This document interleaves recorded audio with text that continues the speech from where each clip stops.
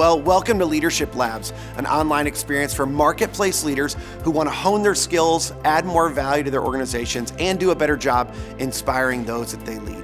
Our guest today is Ryan Jenkins. Ryan's a keynote speaker, a virtual trainer, and he's an author on topics such as leadership, generational differences, and the future of work. Ryan's latest book is entitled Connectable: How Leaders Can Move Teams from Isolated to All In.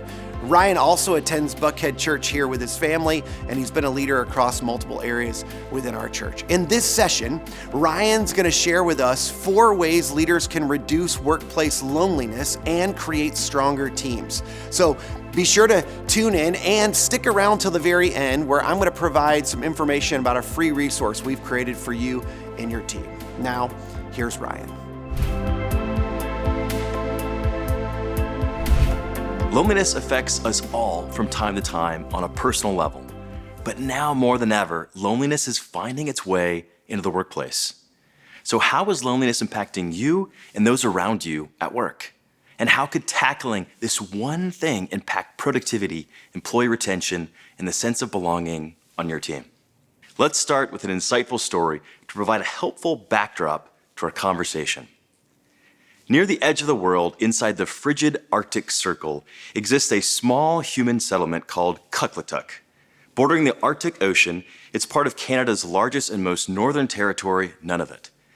Kugluktuk can be an unforgiving place, with temperatures reaching 50 degrees below zero, darkness lingering for more than 20 hours a day in the winter, and meal delivery via a fishing line and a hole in the ice. It's a setting that lends itself to extreme isolation and loneliness.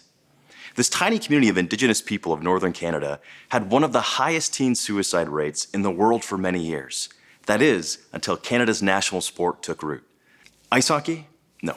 Canada's other national sport, lacrosse. In the early 2000s, Russ Shepard, a teacher at Kugluktuk High School, established the Kugluktuk Grizzlies, the school's first ever lacrosse team. Shepard hoped to provide the students with a spark, an ignition that would light the flame of teamwork, commitment, and dedication. He wanted to create a feeling of togetherness, a bond shared through sport that would give the students a desperately needed sense of belonging and purpose.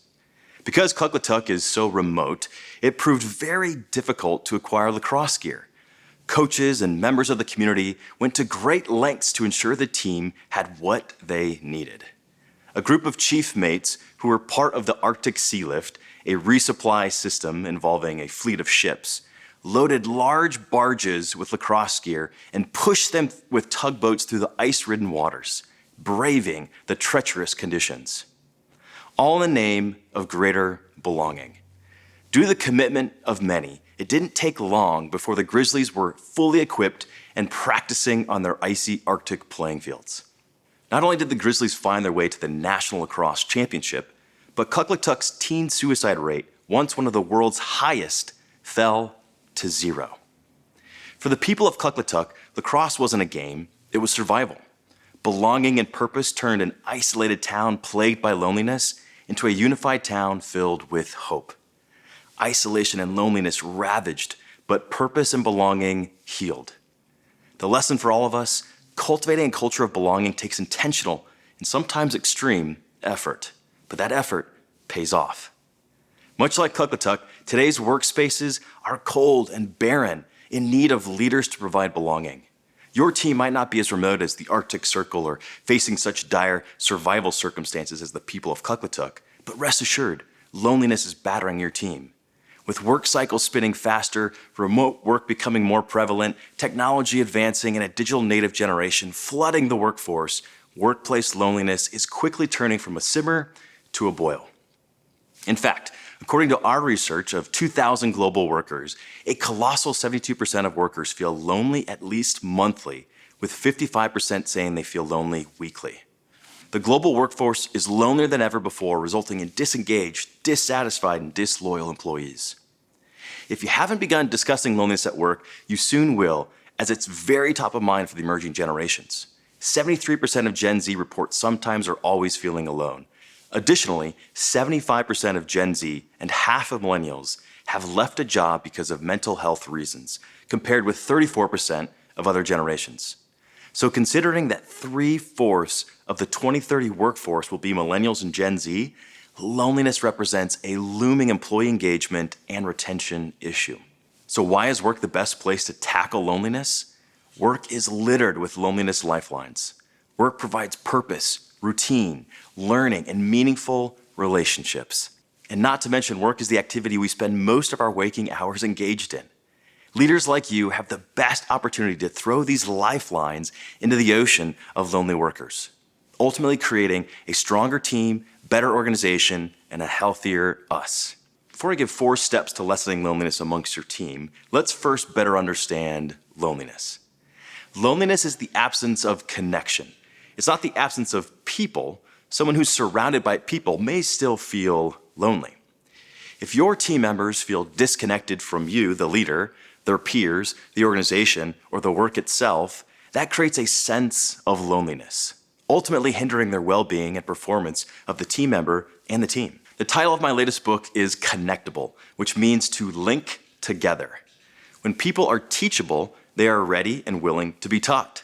Similarly, when people are connectable, they are ready and willing to be connected. A connectable leader is ready and willing to establish and facilitate team connections. A connectable team member is ready and willing to connect with teammates. A connectable culture is ready and willing to foster deeper human connections across the team or organization. Today's smart devices are connectable. You can connect your smartphone, for example, to a smart TV, Wi-Fi network, or charging station. When a device is connected, it's more powerful, intelligent, and useful. A connectable team experiences similar benefits. When workers are connected to the team, the work, and their leader, they are stronger, healthier, and more useful. Just like a smartphone was built to connect with other technology, humans are built to connect with other humans. We are all connectable. A recent study was done where a group of people were put through a scenario where they experienced exclusion. Their brains were monitored during this experience, and not surprisingly, their brains lit up. But where the brain lit up was very telling, and it sheds light on how important it is to address loneliness at work. The part of the brain that registered exclusion was the same part of the brain that registers physical pain. That means exclusion and loneliness are felt biologically the same as being physically hit. How could anyone expect a workforce to show up fully to work when these ailments are occurring? Considering loneliness is a universal human condition, it's very likely that people on your team are experiencing loneliness and struggling to bring their full and capable selves to work, making them unable to fully deliver for their teammates, customers, and clients. It's as if we're asking workers to fully focus on the task at hand or deliver delightful customer experiences while they are being physically and mentally assaulted by an invisible bully.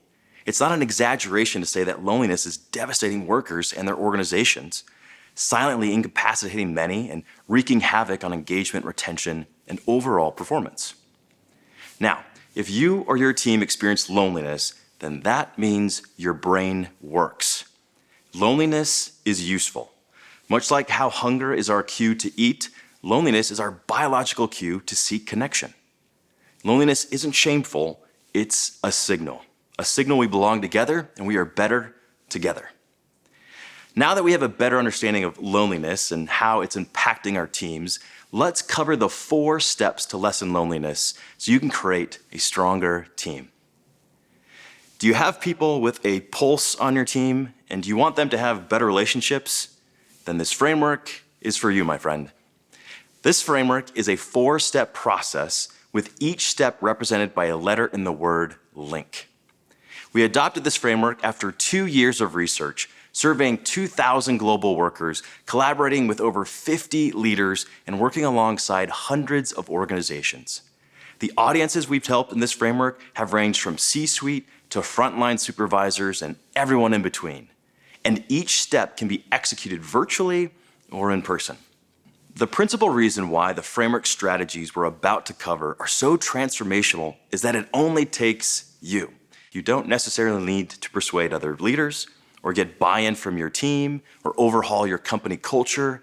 There are subtle shifts you can make as a leader to completely change the well-being of your entire team. The healthiest organizations have found a way to have concurrent commitments to human dignity and performance. They don't sacrifice well-being of employees for high performance. They also don't sacrifice performance to bend to every need of their employees.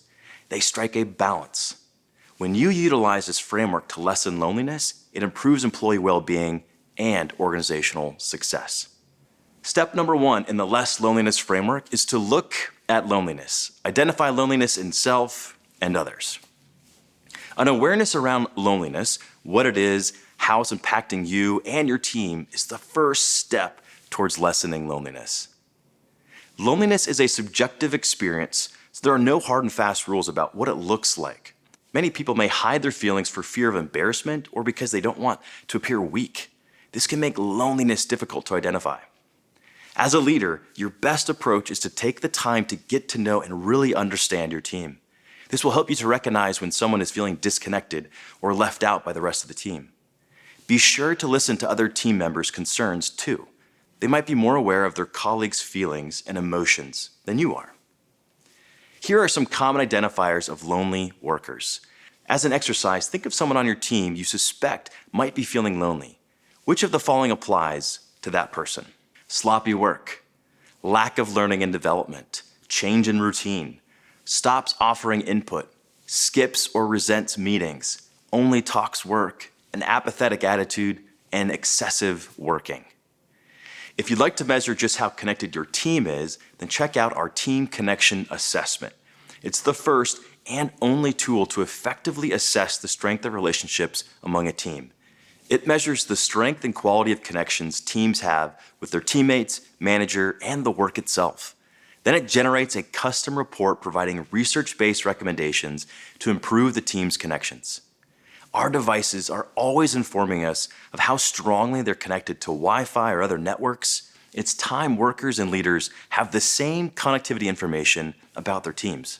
Step 2 in the Less Loneliness framework is invest in connection. Improve the strength of work relationships. One way to invest in connection among your team is to create a connectable culture where people feel comfortable to connect with each other. According to research, the mental health resource workers want most is a more open and accepting culture. Essentially, they want psychological safety, a place where they feel that one's voice is welcome with bad news, questions, concerns, half-baked ideas, and even mistakes. Teams can be lonely places. People can feel vulnerable and exposed if they believe their teammates don't support their ideas or appreciate their work. These interpersonal struggles intensify for remote workers who lack the support of a nodding ally across the table in a meeting. It's challenging for leaders to create psychological safety because by virtue of their role, they have power, and power is a barrier to psychological safety. In order to counterbalance the weight of their powerful role, leaders have to go out of their way to intentionally and strategically build psychological safety. When workers feel psychologically secure and protected, their need for belonging is fulfilled, and thus loneliness is lessened. Leaders who create psychological safety among a team also reap 12% increase in productivity, 27% reduction in turnover, and 40% reduction in safety incidents. If you lead others, here's one way to create a sense of psychological safety on your team. Speak last. When leaders share their thoughts about a topic and then ask for the team's opinion, it's too late. By speaking first, leaders undermine the dialogue and thwart creativity because the team will be less likely to volunteer any ideas that conflict with the leaders. The skill of holding your opinion to yourself until everyone has spoken provides leaders with the authentic and unbiased thoughts of the team, and it provides team members with the feeling that they are heard and valued contributors. Once leaders start speaking last, they create more space for their team to have a voice. In fact, teams where a manager spoke 80% of the time or more were less successful than teams who practiced turn-taking during discussions. Psychological safety exists when team members feel they have the opportunity to speak in roughly equal proportions to their peers. When the expectation is for each team member to share before the leader does, team members have equal opportunity to have their voice heard during a meeting. Psychological safety is the wellspring workplaces need to repair and refresh workers who are struggling with loneliness. Step number 3 in the less loneliness framework is narrow the focus. Illuminate what's most important at work. Who better to learn how to avoid loneliness and isolation than from the professionals who operate 254 miles away from civilization? Astronauts on the International Space Station. American engineer and class of 2013 NASA astronaut Christina Koch is all too familiar with remote isolation. On February 6, 2020, Christina Koch returned from the International Space Station after breaking the record for the longest continuous time in space by a woman. She circled Earth 5,097 times, where she only saw a total of 11 different people over a period of 328 days. While in extreme isolation, astronauts like Koch avoid loneliness by having clear direction which narrows their focus. While the direction of their overarching mission is clear, safely up and safely down, creating clarity in their roles, tasks, and daily routines is important. They achieve clarity in the following ways: know the duration of each mission, know what resources they will have, and know what is required of them every day. Astronauts have 12-hour workdays that are scheduled down to 5-minute increments. Koch says, regimentation is not a problem on the space station. Having a sense of purpose every single minute of our day is one of the things that helps us get through those long periods of isolation. Regimentation can really help. If Koch would start to find herself beginning to experience loneliness, she would identify a specific problem and come up with a specific solution. Without a clear path, we're susceptible to wander. Wandering leads us to being lost. Being lost is lonesome. Carter Cass, the former CEO of Walmart.com and a senior leader at both PepsiCo and Electronic Arts, said the following: "The loneliest I have ever been was when I was managing at scale and I just did not know if I was doing it right. I did not know who I could talk to." Cass has seen firsthand how a lack of direction can lead people adrift. During my conversation with Cass, he discussed how when people face a problem with a lot of unknowns, they often pull back, isolating themselves rather than seeking the advice they need. People get scared and retreat, says Cass. Confusion spurs alienation. Clarity cultivates connection. Be relentless in cultivating clarity for your team. Be sure you're communicating clearly and ensure your team has clarity in the mission and what is required of them. Step number 4 in the less loneliness framework is Kindle the Momentum. Inflame what's working to sustain progress.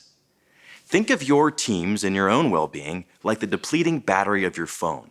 You don't have a pleasant conversation with someone once and then feel recharged forever. Our well-being batteries are always depleting, and it takes seeking and establishing meaningful connections to replenish the battery. Much like connecting your phone charger to a power source to increase the battery life, you must connect with others to increase your well-being and protect against the empty battery that is loneliness. The power source of our well-being is our social connections, and those connections have to be continuously kindled and nurtured. That's why when momentum is created by step number 4, we need to kindle it and continue to forge strong connections across the team. One way to kindle momentum among a team is with purpose. The most impactful leadership behavior to counteract loneliness is to create shared meaning among a team. Nothing squashes loneliness quite like contributing to a worthwhile goal and feeling part of something bigger than oneself. A powerful sense of belonging stems from the human desire to utilize one's strengths, gifts, or talents to make a contribution that is valued by the team. Being needed reduces the risk of social abandonment, ultimately freeing people to do higher-level work. Purpose gives meaning to people's efforts, and a shared purpose builds togetherness. Leaders can counter the energy-sapping effects of loneliness by getting teams engaged in the wider impact of their work. One way to do just that is to identify the beneficiaries of the labor. When workers can connect the work they do with the person who benefits from their labor, not only has performance been proven to increase, but more purpose is found in the work. Research has proved this over and over. For example, scholarship fundraisers felt more motivated to secure donations when they had a chance to meet the scholarship recipients. Cooks were more motivated and worked harder when they could look out and see the families who would be eating their food. So in both of these examples, the beneficiaries of the labor were clearly identified, and that lessens loneliness and increases purpose at work. Well, there you have the 4 steps and strategies to move your team from isolated to all in. Now, please don't underestimate the impact of these actions and behaviors. Your behavior lessens loneliness, especially as a leader. You don't need to become a certified therapist, you just need to engage in small, intentional, and routine behaviors. According to psychologists, the best way to lessen loneliness and limit its effects is by using pro-social behavior. Pro-social behaviors are actions of comforting, sharing, helping, or cooperating that are backed by a general concern for the feelings, welfare, and rights of other people. Researchers in China found that leaders who show compassion to their employees can mitigate the negative effects of loneliness and thereby boost creativity. Another study of workers at Coca-Cola's Madrid headquarters found leaders were able to reduce feelings of isolation among their team by simply being nice and interacting with others. Executing pro-social behaviors every day makes a difference. Those on the receiving end of pro-social behavior were a whopping 278% as likely to engage in pro-social behaviors themselves. Loneliness is contagious, but so are pro-social actions. The ripple effect of lessening loneliness with pro-social behaviors is gigantic. So yes, if your team executes pro-social behaviors, it could ignite similar behaviors throughout your organization and even to the broader world, leading to healthier individuals, stronger families, and more united communities. When we foster environments where teams can thrive, big things happen. Our talent is in individuals, our strength is in numbers, and our hope is in leaders like you. So stay connectable. Well, just like Ryan said, when we prioritize connection within our teams, we'll improve the strength of the relationships on our teams. So we've created a resource to help you make this content actionable. Just visit the link at the bottom of the screen and you'll find 3 helpful tools. First, discussion questions you can use to debrief the content with your team. Second, a list of icebreaker questions that you can use at the beginning of team meetings as a simple way to connect. And then lastly, we've included a link to Ryan's new book and his team connection assessment to discover the strength of the relationships on your team. My hope is that you found this content both helpful and practical. Thanks so much for joining us, and stay tuned for the next edition of Leadership Labs. We'll see you then.